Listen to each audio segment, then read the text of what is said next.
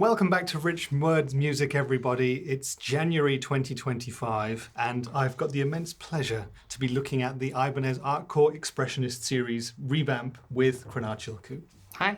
Thank you so much again for coming on. Totally. Always a pleasure to have you and your dulcet tones and playing on the channel. Thank you. And it's not summer, and it's not at 42 Gear Street. This feels completely different. It's weird, isn't it? But I'm wearing literally exactly the same clothes as I would have done there. So, yeah, I just moved from place to place, but everything else stays the same.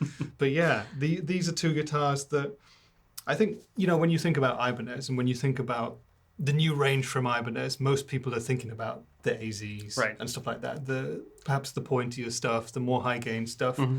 But there's this kind of hidden jewel in the catalog, which is the AS family, right? And I know that you love a number of guitars from this series. Yeah.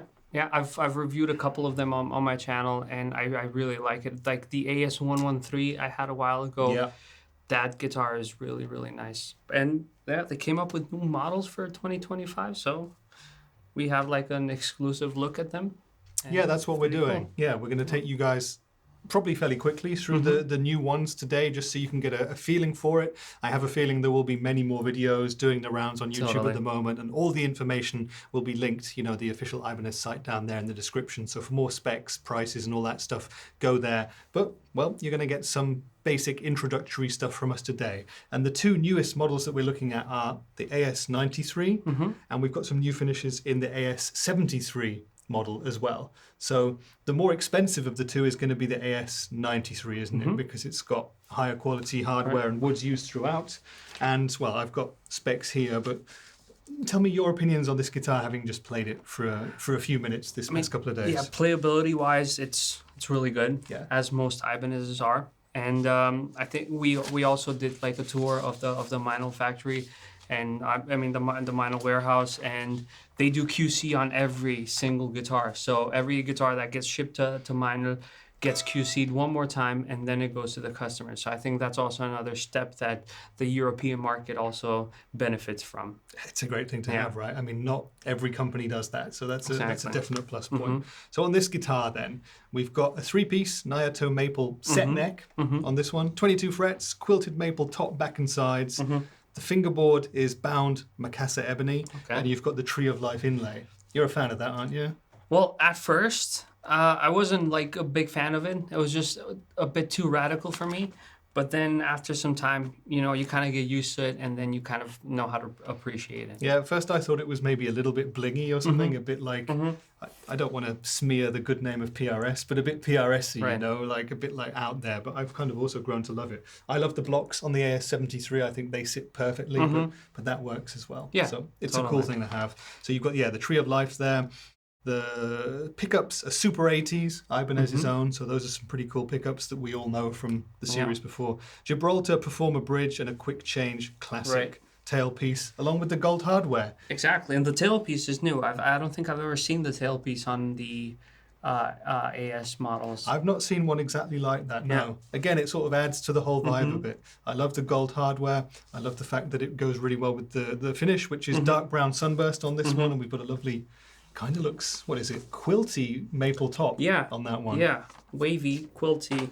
It looks really nice. Yeah. It looks expensive. Yeah, and I guess the final thing to say from my side is the fact that the Super 80s pickups in here are the same pickups that are in the 2024 Iceman, the IC420 guitar that came out, which I absolutely loved. I love how that guitar plays and sounds and feels. I love everything about that guitar. And I'm going to be very interested to hear how this one compares to that tonally, because obviously everything else is very different, but the pickups are the same. Cool. So maybe, let's hear it. Let's hear it. So this is the neck pickup.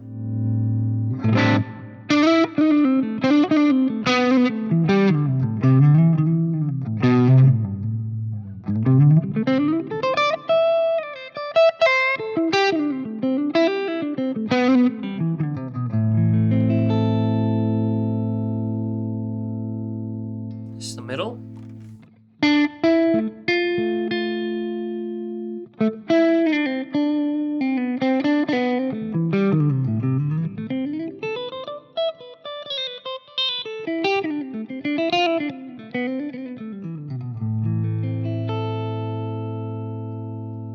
And the bridge.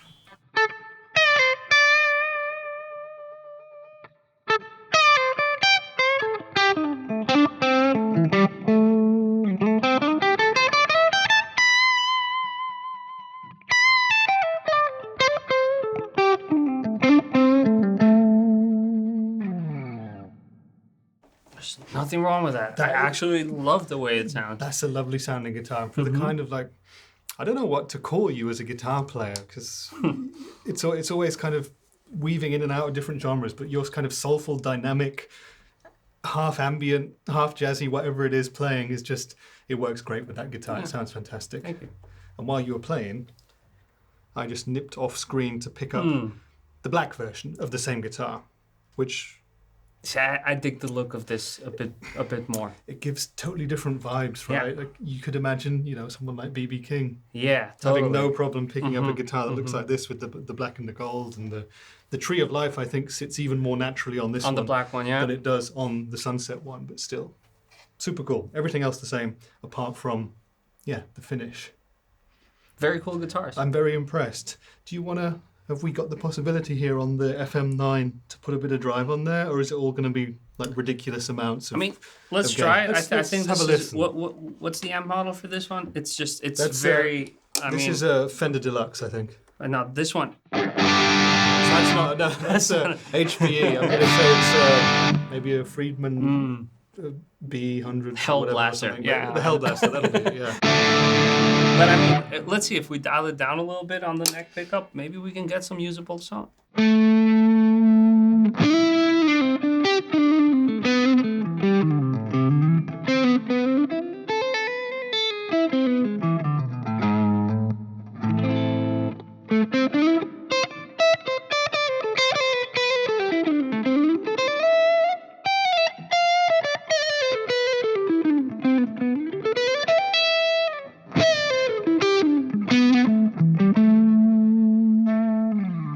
They clean up very nicely. Yeah, it's a really awesome pickup.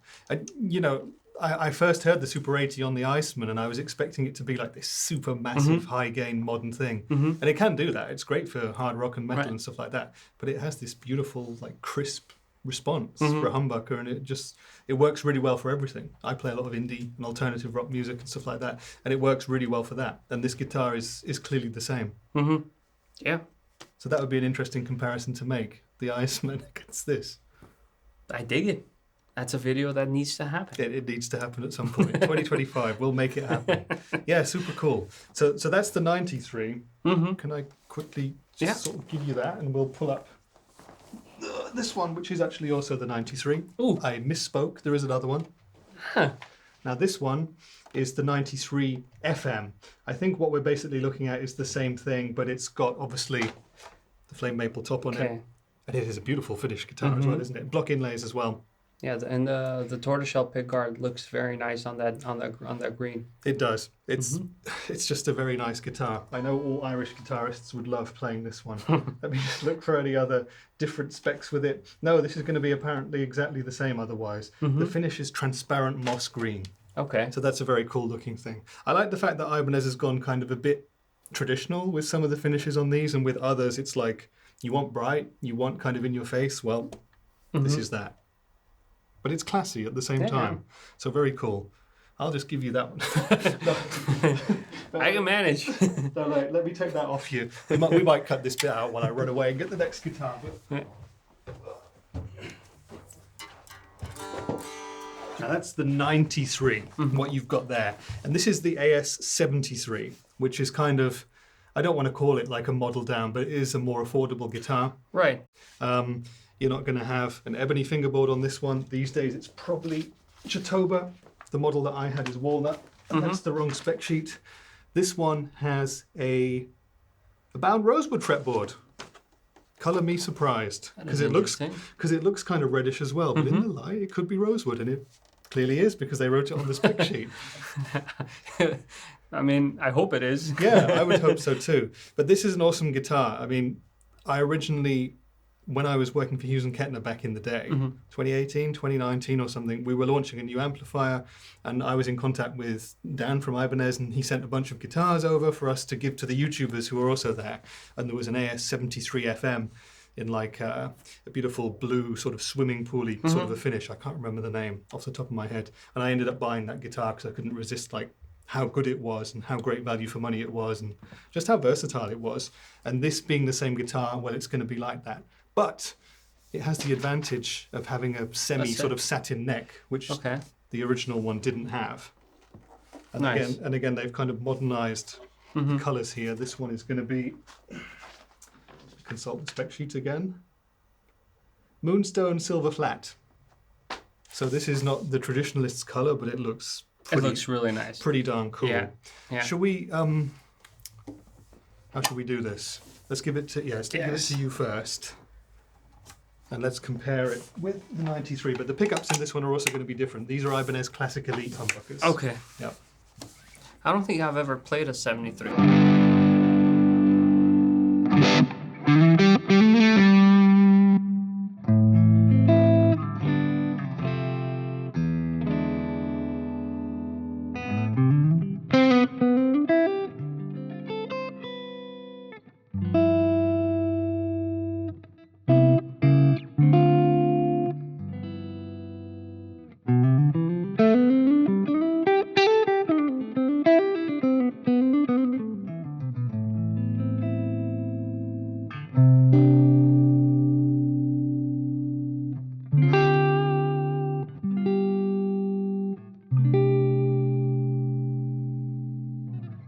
I mean, the playability is still there. It's not like it's a completely different model. It's just like it doesn't have the fancy flame top.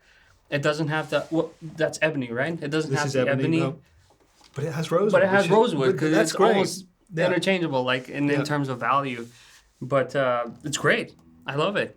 I really, really like it. I really like it. And you know what? I actually prefer this satin neck feel. Neck to the polyfinish one that we've got here. That's a preference thing, of course. You know, some people like it one way, some the other. But for me, I've always been about satin, and I really like that. Yeah. Really impressed. Feels nice to play. The frets feel well polished. I don't think there's anything bad to say about it. No, I don't think so either. And like, you know, for the price that you get one of these for, you can budget in a setup, no problem. You're still going to be within a very affordable sort of a price bracket anyway. But that's also the dangerous thing about these guitars is that they're affordable, and you're like, you know what? Let's get a couple of colors, and that can get very collect dangerous. the whole family. Yeah. And by the way, just talking what I said about, you know, you can budget for a setup. Don't forget that all of these guitars will have been looked at by the team up in the setup factory up here. So that's pretty impressive. Yeah, a lot of value, definitely. Yeah, absolutely.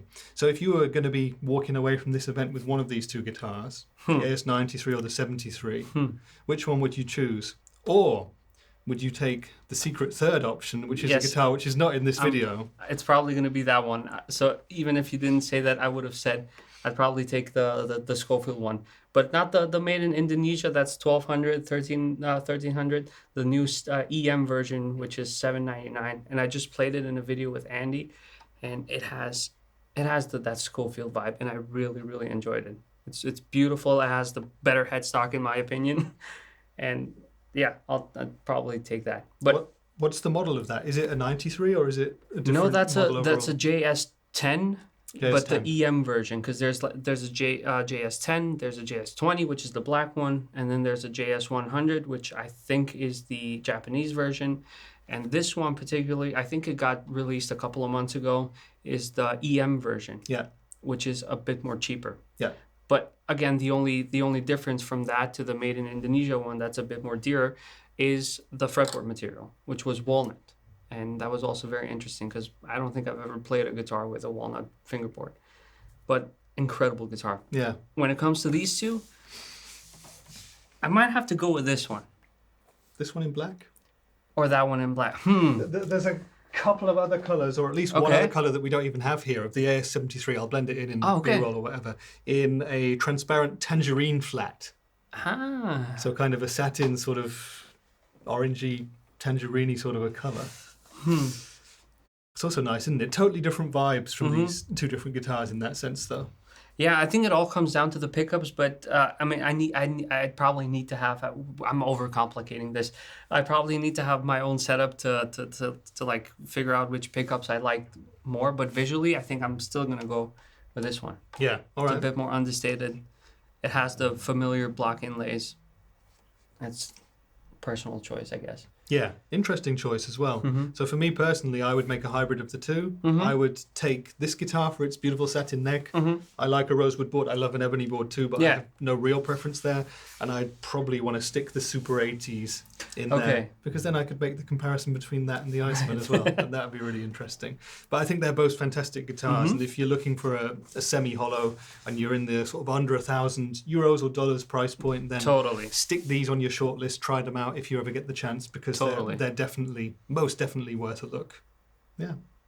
And that's all we have to say about these guitars pretty much for now. I'd like to thank all of you for watching this video, and Krenar for taking part again as usual. My pleasure. Yeah, always brilliant to hear you play. And by the way, I will be splicing in a bunch of my playing that I did in the other room, actually the kids' percussion room, with this guitar right here, so you can hear some more samples of me playing that with my rig as well.